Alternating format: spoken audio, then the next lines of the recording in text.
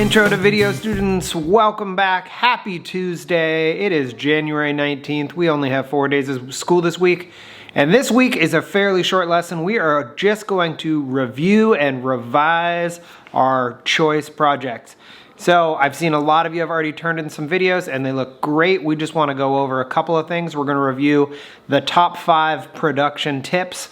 We want you to go through that list, make sure that any way you can improve your videos, you're going to be able to. So think of whatever you have finished so far as a draft, and by the end of this week, we're going to finish that up. And then if you're doing a random fact of the episode or a teacher interview, we're going to see those on Heron TV sometime soon. If you're doing a photo bio, we're going to share those just with each other in the class so that we can learn what everyone else has been learning.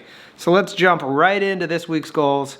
Here we go. All right, so we are going to review those production tips like I was saying. We're going to revise the earlier drafts of our video projects and we're going to hand them in. So let's jump right into the lesson. All right, first off, let's talk about those top 5, getting out of focus there. The top 5 production tips.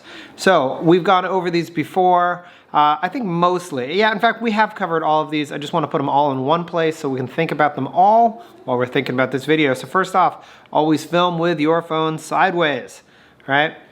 Last week we added B-roll to our video. We want to make sure that your B-roll has been filmed from a variety of angles. You want to make sure that music lowers while there's talking and fades at the end. You want to start your video and finish your video with titles. And lastly, you want to stabilize your video footage. So just say no to shaky footage. We'll get into each one of these as we go through. So first off, let's talk about filming with your phone sideways. So unless you're making a video that's planned for TikTok or for Instagram and is only going to be viewed on a phone, you always want to think about holding it sideways, right? Don't have your phone in the vertical portrait orientation. When you do that, you end up with these black bars on the bottom of your screen. Look at these two pictures, these two videos that I have here. We don't want to fill the screen this way. Now, if this video on the left here was just for a cell phone, it's actually going to fill the phone perfectly without having to turn it. However, for these projects, they are for Heron TV. They are as a video production designed to be seen on a computer or on a television screen. So you're going to want to have that phone turned sideways. Notice how it's going to fill the frame completely. As you can see, Yoda and I sitting on the couch there. Looks much better in the image on the right because I've had that phone turned. So, by the way, all of these tips that I'm coming up with are all mistakes that I saw in people's videos that they've turned in so far. So some of you recorded vertically. Let's not record vertically. Let's record with our phones being sideways. The next tip is film your B-roll from a variety of angles. So here is my video from last week that you saw. And so my narration is pretty straightforward. Yours is probably going to be very straightforward as well. It is a stabilized medium camera angle, pretty simple. But as I cut to my B-roll, there are going to be lots of different angles, right? We have a zooming in close-up. We have a medium shot. We have another close-up. I'm switching from angles to angles. When I'm staying at 2 angles at the same, notice I've got some animation to it, so I'm adjusting the scale of my shot so that it makes it look interesting. So almost all of the cards are done in close-up because they have to be. Almost all of the basketball is done in medium or long because it kind of has to be as well. And so just think about how you can use a variety of angles in your B-roll. It's what makes it look interesting. You can also try doing some transitions from shot to shot. Just play around with it. The biggest thing about getting good at filming B-roll is just practicing and filming enough. It never hurts to film more. I probably had 10 minutes of footage of me playing basketball to edit down 30 seconds of me playing. So just let that camera roll, get all the different angles. You never know what you're gonna get. Plus it always makes for good outtakes at the end of a video, as you have lots of mistakes or times that you don't make that shot. So the next tip number 3, is to make sure that your music lowers while there is talking and fades at the end. So while I'm talking, if you have a song playing, it can be distracting. Now, sometimes it's nice to have music playing, but you have to turn that volume way, way down.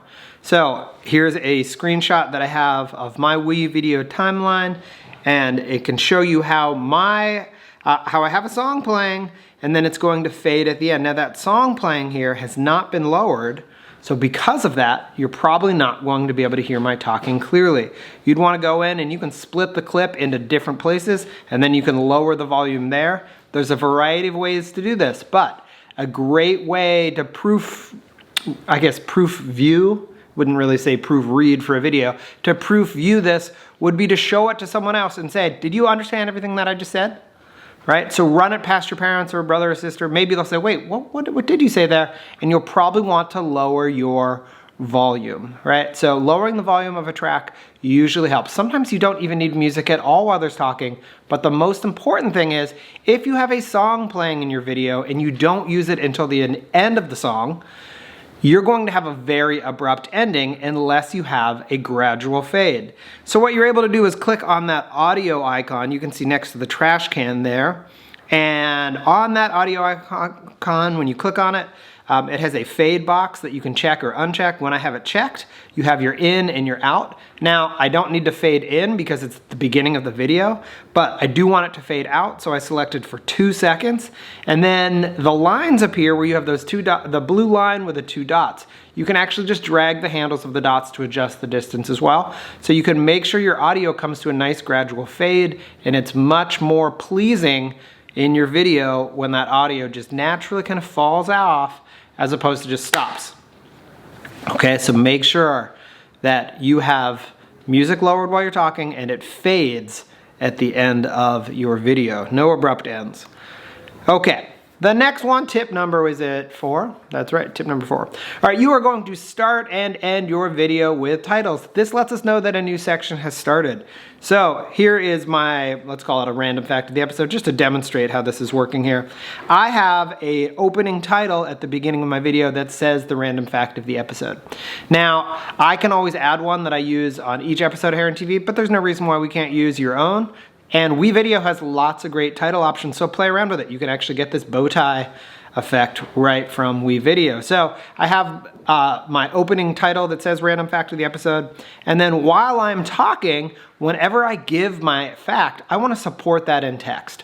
First off, that's going to make it easier for the viewer to understand because they're going to see it reinforced in writing as they're talking, right? But notice I have it see text reinforces your message. So you want to go ahead and have text while there's key parts of your video playing, and then to start and end. It helps kind of bring some closure or introduce your segment. That is tip number 4. Now tip number 5 is a very, very important tip, and this is to stabilize your footage, right? So notice that we have this little cartoon drawing of this man taking pictures here, and he's got his elbows tucked in against his body. If you are filming handheld, go ahead, I call that alligator arms. Put those elbows against your body because then your hands are not going to shake as much as if you were to hold them out. When you hold your hands out away from your body, they are going to shake more. So if you're just holding your phone while you're talking, it is totally fine to do this, but go ahead and try holding it with your elbows against you, or try and have it stabilized against an object, against a wall, against a railing. Anything you can do to help keep your camera stable is great. I have my camera right now on a tripod. You might not have a tripod, but remember those coffee cup tripods that we made work great for keeping your camera stable. So make sure it's stabilized. Now, if you're filming something where you're following action of your pet or something and there happens to be some motion shake, that's okay because that's natural and that's what you would feel. But if you're just listening to someone talk, it is incredibly distracting to watch their footage shake, right? I can't even watch this example that I filmed here with me shaking. Do you see how shaky footage can be kind of annoying to watch? Stabilize it. It's much better. That is much better. Notice how you just want to have your footage stable. It is a great way to do it, and use a tool in order to do that. If you're having someone else film you, make sure to teach them the alligator arms so that they can keep their elbows attached to their body as they are filming, and then that's going to keep them stable as well.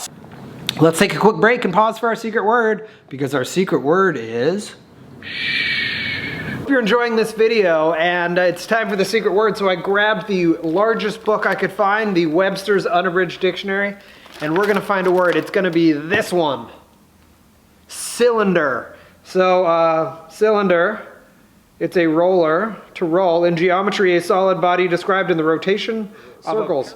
When the axis is right angles to the plane, otherwise an oblique cylinder. How about that? You learn something new every day. Our secret word is cylinder. Enjoy the rest of the video. All right, now that you know the secret word, make sure you put that on this week's quiz. Let's keep going here. So those are your top 5 production tips. Make sure that you follow those and you look at your video and ask yourself, did I do all of these things? So if you've already turned in your video, I want you to re-watch your video. I want you to see if you need to work on any of those 5 production tips, right? Did you have titles at the beginning and end, right? Is the audio clear throughout? Is the footage stabilized, right? Are you filmed sideways? All of these tips, make sure that you have that. So today is really all about revision, okay? Creating videos is like writing an essay. It is all about the process and not about the product. So, we need to do a secret word. I'm not sure what the secret word's gonna be. The secret word is... All right, now that you know your secret word, let's just review our timeline of things. So, last Wednesday, you should have turned in a completed script. This video is all about a process. So making sure you plan it out. You had that script, it was due on Wednesday. I'm not going to take any points off. However, you will not earn those 10 points for your script if I don't get a script turned in. Now, I very well might put some comments on there that says, please elaborate on this script. And in order for you to get all 10 points, you're going to need to elaborate on it. So look at my example, make sure your script looks similar to my script with lots and lots of ideas written out. If you are not planning, you're planning to fail, something like that. Remember I showed you that in last week's video? Thank you, Ben Franklin, for that quote. All right, so on the 22nd, that's this Friday, by the end of the day on Friday, you need to have your video uploaded to Google Drive and submitted in Google Classroom for 20 points. If you are a student that has only been doing the weekly quizzes and has not shared any videos with me, you're going to have a very difficult time earning a passing grade without submitting this video. So make sure you submit this video. You're getting a grade for the video, you're getting a grade for the script as well. So 30 points, that's the same as 3 weeks worth of quizzes, right? Very important that you get this done. So if you need any help with this at all, please come to office hours. I understand some people have internet issues with WeVideo and things like that. I will work with you to make this possible. However, I need you to reach out to me and let me know what's going on with you as to why we're not getting our videos completed. So, very important, this is a video production class. This is a photography class. So if you're not making a video about your photography bio, or you're not making some content for Heron TV, we need to really work on how we're able to get that accomplished. So we only have one more video after this week. Next week I will get in and explain to it. It is going to be kind of a summative what I've learned project. We'll get into all those details next week. But in this week, this short week, I just want you to go ahead and review all of those 5 production tips. Make sure that your video meets those standards. Make sure you've done some revisions and made your best work, because this will be showed on Heron TV. When it's shown on Heron TV, we're going to have all 900 students from our school will watch it. It will go on Heron TV. It'll be archived there. Some episodes of Heron TV have thousands of views. So make sure that you've done your best work so that it's representative of what you've learned, it's representative of the show, it's representative of our school. So make sure you get that handed in by Friday, and that's gonna do it. So enjoy our short week, never stop creating, and I'll see you in the next video. All right.